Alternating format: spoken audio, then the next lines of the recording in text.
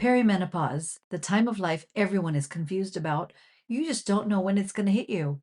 In your 30s, in your 40s.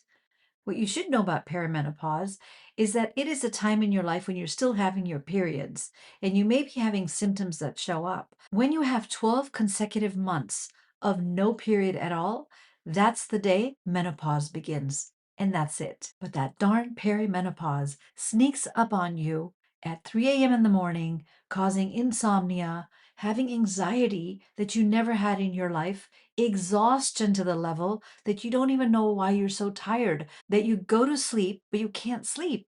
You're so tired. So, what's going on? Let's take a look. While conventional treatments with doctors prescribe estrogen, HRT, sleeping pills, depression, anxiety medications, many women like to try the natural approach, which is the remarkable Ayurvedic perspective. It gives you an individualized approach and is less frightening when we can break it down and understand what Mother Nature intended for you. In the classical Ayurvedic texts, it does not say anywhere that this is a disease, but it is a physiological transition that is natural, and it's called Rajonivritti, which means the cessation of having a menstrual flow. It is the natural aging process governed by time. Ayurvedic texts also note that it is dhatu kshaya, which means there's tissue depletion and you're naturally moving towards the Vata time of life, where the body structure is now maturing and everything is shifting and changing in your body. Let me give you a real quick overview of what Ayurveda is. So you have the five elements of earth, water, fire, air, and space. As you see in nature, it is also present in your body. When we take these five and break them down into these three categories, it's called Vata, Pitta, and Kapha. The Vata dosha is more air and space elements. Pitta dosha is much more of fire elements, and the Kapha has more earthy qualities to it. I have made another video where I explain how Vata, Pitta, and Kapha, all the elements break down. But here, when you're a child, when you're a baby, you're in the kapha time of life where things are building up in the body. The brain is developing, the tissues are developing. People have all these trauma from childhood because that's the time when the brain was developing and they remember everything, the experiences and the things that happened around them. Then you move into the pitta time of life when you're an adolescent. The chemicals in the body are firing, the hormones are shifting and changing. Your body looks different. This pitta time of life continues throughout your adulthood until you reach the age of 50 or so when a woman hits menopause. For a man, it's also he's retiring and you can see that time of life. The pitta time of life is one where you are deciding how to live your life, what kind of career you're going to have, how you're going to make your money, who you're going to marry, how many kids you're going to have, all the decisions you have to make in order to live your life. And then once you cross over into menopause, you are now moving into the Vata time of life, which is air and space. So if you think of air and space, what does that look like? It's more cracking and popping of the joints. There's more things happening. So we'll get into that in just a little bit. These doshas are also depicted by the body types. Vata is much more air and space, so it's thinner boned. Pitta is more athletic. They have more structure. They think differently. They're much more on point. And then the Kapha dosha has larger bone mass, larger muscle mass, larger everything, larger channels in the body, and they're the strongest of all three. There are also four stages of how one goes through life. When you're a child, it's brahmacharya. Basically, you're learning, you're a student, you're going through life and being a student, learning everything, how to live in the world. The second stage is grihastha, which means you're becoming a householder. Now you're having children. You create your home. You're going to run your household and day-to-day activities with your family as the children grow up, as you move through your own career to build your house. Then as you move into this menopause time frame, it's called vanaprastha, which literally translates to going to the forest. Now, here we're not going to go to the forest, but basically it means that the children have now grown up, you are in a different time of life, and you can start slowing down. There should be more self-care, there should be more introspective ways of living. You should be diving into your own spiritual sense of trying to find out who you truly are on this planet. What are you here to do? You've done your job. And this is the timeline that was set out in the ancient traditions. Finally, around your 70s, 80s, sannyas is a complete stage of renunciation. You are looking for moksha, which means a way to release yourself out of this body in the most enlightened way possible. It's not scary, it is a part of life. Now, with modern medicine, something else has happened that I think we should talk about is that people just live longer and longer, but what's the quality of their life? There's so many women in their 50s and 60s. They tell me that their moms are now losing their spouses and they cannot drive cars. They won't travel. They won't go to places. They just like to sit at home and expect things to be done for them because they're tired, they're overweight, they're not healthy, they're on medication, and there are a lot of things happening to them. So that's another conversation, but it is also part of menopause because during menopause, how you manage yourself, it actually starts in perimenopause. How you start managing yourself by exercising, eating the right foods, regularly meditating, and being mindful, bringing in that oxygen into your body, and having the right associations, having the right friend circle. Ladies, if you're alone, because loneliness is a big problem in our society, if you're alone, you've got to find community. And that's my hope, that we can build this community together and I can create platforms where we can all come together and we can share and support each other.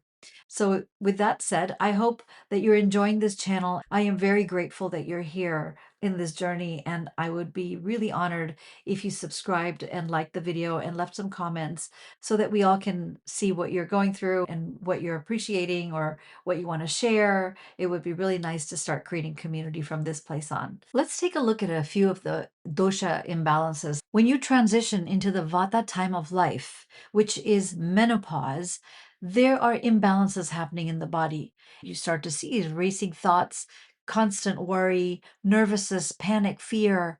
All these things are present, trouble sitting still and relaxing. Your thoughts are scattered, you can't focus. There's a lot of distraction, and sleep is disrupted, light, or it's broken. And physically, you can start to see a lot of roughness, dryness, aging happening, the brittle skin, brittle hair, brittle nails, dry stool, constipation, joint ache, stiffness, cracking, popping of the joints, feeling cold in the extremities, in the hands and the feet, also feeling instability, such as dizziness or feeling lightheaded sometimes, a lot of changing moods, forgetting things, losing track of where you were, what's supposed to be done, checklists are not being completed, random muscle twitches or body tremors, and changing appetite irregularly. You're not eating on time and you just don't feel like eating sometimes. In this chart here, you can see all three doshas, the imbalances that happen. The Vata imbalance is all about anxiety, dryness, and instability. Pitta has to do with heat and intensity. That's where the hot flashes come in. When the body is now trying to change and transition, that wind picks up, the Vata picks up, and it aggravates Pitta dosha, and the body is unsettled. And wherever that fire is burning just a little bit, it starts to spin out of control. You get a hot flash and you get sharp mood swings, you're irritable, and the body just doesn't feel cool at all. You're getting night sweats and burning sensations all over your body. And Kapha dosha is basically when you feel very sluggish. You can see weight gain happening and you're not even eating that much food. But where's the weight gain coming from? Sometimes it has to do with the lymphatic system also.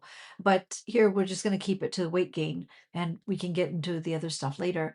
But you feel lethargic, you feel sluggishness, and overall, you just don't feel like doing anything, and a tendency towards depression. If you're enjoying this, I have a link below that you can click on, and there's a little ebook that I have, and it has all these charts in there, a lot more information for you to follow so that you can sleep through the night. You don't wake up at 3 a.m. And if you're having anxiety, you know how to manage that because it's the Vata dosha. It needs balancing. Let's talk a little bit about how you can balance yourself out. In Ayurveda, food is medicine. There are two herbs I want to tell you about. One is shatavari and the other is ashwagandha.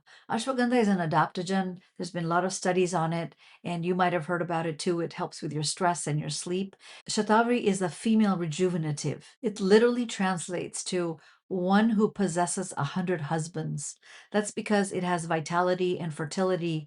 Shatavari is very cooling and nourishing for the reproductive organs. And one more superfood I want to tell you about is ghee, clarified butter. We have medicated ghees that we offer.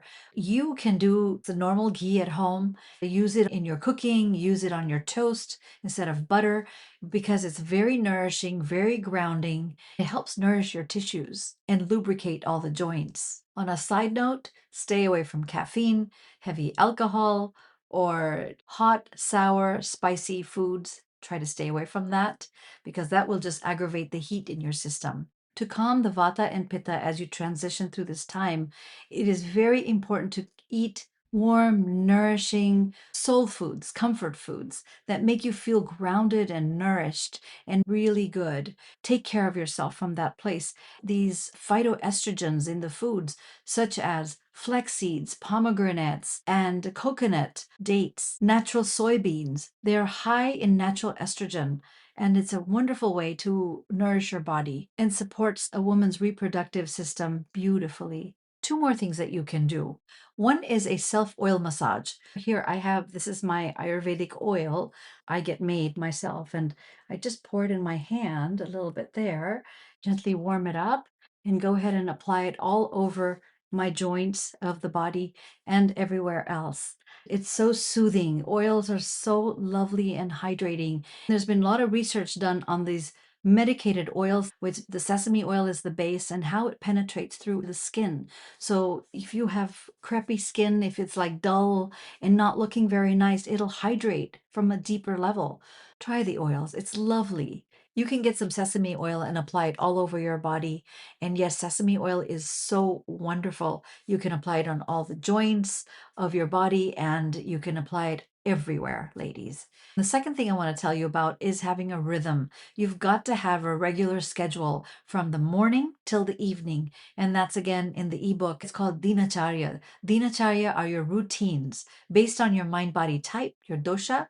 By incorporating Dinacharya, which are routines for the day, and knowing your mind body type so you know what your power time is, what time you should go to bed, what time you should be waking up, and how to manage your entire day so that you are proactive and not reactive. There are different times that you go to bed and you wake up. The elements of your body is aligning with nature, and you want to make sure that you find your sweet spot in every way possible, and you know what you're eating, what's going to ground you or stimulate you or help you to calm your mind or move your body overall. We covered a lot in this video, but you can start with one small little thing for yourself, which could be a warm bowl of soup that is very nourishing in the day.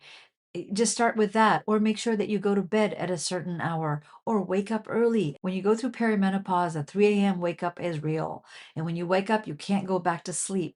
So in the ebook, I also cover how to manage that. There's a guided meditation also that you get. If you wake up in the wee hours of the morning, 3 a.m., you'll be able to put yourself back to sleep. If this resonated, I'd be honored if you would subscribe and stay with this community because I'm going to bring more videos about your health and wellness from an Ayurvedic standpoint, from yoga, meditation, and all the things from the Vedic texts. I came into this work because at 27, I was diagnosed with Hodgkin's lymphoma and given a month left to live. And I found Ayurvedic medicine, didn't do any chemotherapy, and that is my own personal story. If you're ever in question, always speak with your medical advisor. This is a journey that is a self journey. It takes a village to heal, and we are here as a community for you. I welcome you. I wish you all the love on this healing journey. Namaste.